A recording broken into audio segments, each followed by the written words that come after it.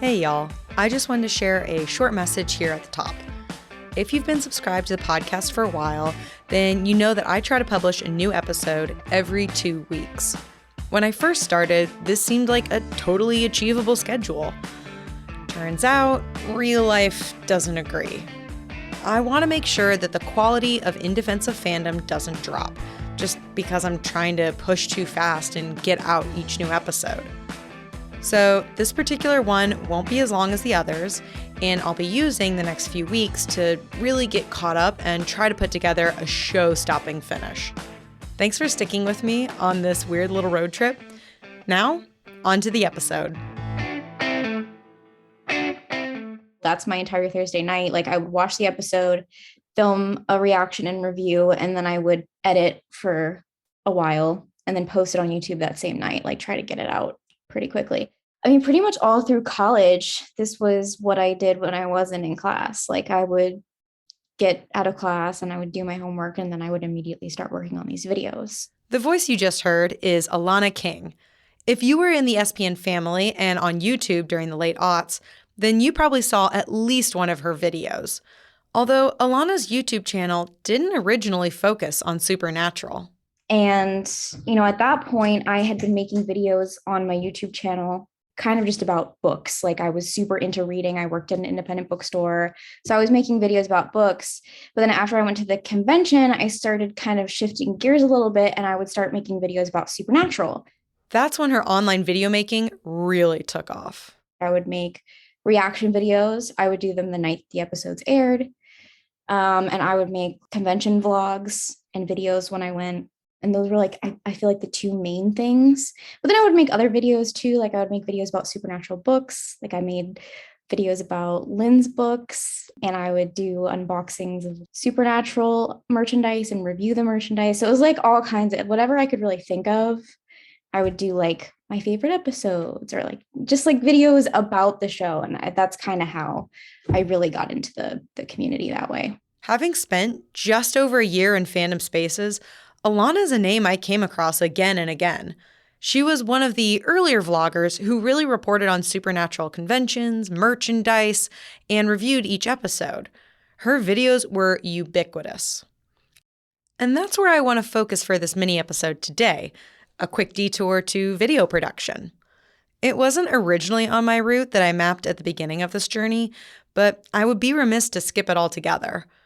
After all, it was a YouTube video that got me watching Supernatural in the first place. But trying to nail down video into a single category is a bit tricky. I mean, for starters, I don't have a TikTok. I'm a millennial, so maybe that's why I've been too lazy to sign up. That, and I've seen how addictive that never-ending scroll can be for Twitter. Not sure I need to up my social media consumption right now. But I do know that there is a thriving world on Supernatural TikTok that I'm just not a part of. Like, I know Rupert Gaze, aka one of the Gens, has managed to use TikTok to help promote her fan fiction. For those of you who don't remember, she was the first interview from our second episode. And I've seen quite a few videos that inevitably make it to Instagram or Twitter. And I know there's an argument to be made for creativity here. Making short music videos and goofy inside jokes about the show abound on TikTok. And there's the trend of making meta videos and then splicing in another creator's content. I know it's super interactive and collaborative. It's just, I'm an old, okay? There was an Instagram reel a while back that went, "Am I on TikTok? Heck no, I wait till the best videos make it onto Instagram reels and watch it there like a proper millennial." And yeah, that's me. But I do want to share some of the ways that creating videos have changed people's lives, like Alana. Honestly, watching Supernatural kind of hammered home for me the fact that I wanted to work in television, because it had impacted me so much. And I had heard so many stories from like the cast, the conventions, about how awesome it was to like work on that set and work on the show. Like so many in SPN family, Alana was inspired by Supernatural. She'd already been interested in filmmaking, but watching the show and hearing the cast talk about the filming process really inspired her to follow through on those dreams. And so she went to school for just that. So I went to school for film and television. That was what I studied in school. I graduated in 2020, which was thrilling. Obviously, trying to enter the workforce in the spring of 2020 was a less than ideal experience. COVID impacted every aspect of life, and television production wasn't immune. Alana found a job working on video, but not television. Still, she didn't give up. I knew I wanted to end up in TV. Supernatural kind of pushed me there. So when I was out here and I was doing the online video editing, it was always in the back of my head that, like, okay, I'd like to make the transition over to TV. And it was like, hey, we're looking for a new post production assistant. And post production is like what I have always been drawn to. So I was like, I feel like I definitely want to work in post. And I sent in my resume and stuff, and it was Walker. Walker, Texas Ranger, for those of you not in the know, is a remake of the Chuck Norris television show. The titular character is played by none other than Jared Padalecki, aka Sam Winchester. It wasn't that Alana had been gunning for a job in a show that shares many cast and crew with the original Supernatural group, but when the opportunity came up, she certainly wasn't going to say no, even if it was a scary leap. Even though I knew I wanted to make the jump to television, I was comfortable doing my other job. And I was like, okay, I know I want this, but I'm really scared. And so I talked to my friend Lynn about it, and she was like, change is scary even when we want it. So just remember that. It's a good thing. It can still be scary. So while it was an intimidating leap to finally start working in her focus area of post-production, she immediately said yes to the job. And for those of you who caught her mention of the name Lynn, yes, that is referring to Lynn Zabernis, the author of Fangasm and several other supernatural books that I have spoken with for this podcast. So anyways, even though it's what Alana went to school for, it's still been a learning experience because there are so many aspects to post-production. And there's so many different parts to it. There's obviously like editing the show. It goes through so many rounds of edits, so many.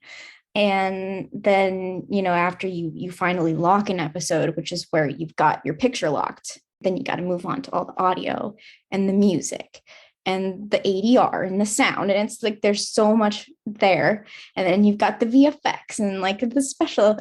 There's so many things, so many steps that we take as a post team to get the episode from the clips that they shoot, like the actual footage, to a finished product. So while it's been a learning curve to assist on all the post-filming steps to produce season 3 of Walker, it's been worth every second for Alana.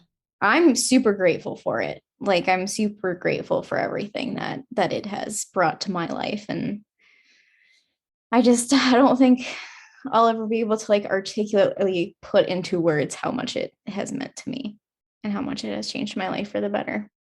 As a kid, my favorite movie, and okay, it's still my favorite movie, was Ghostbusters. And I watched every single second of the director's commentary on the movie, learning about the practical effects and the challenges and different aspects of the filming.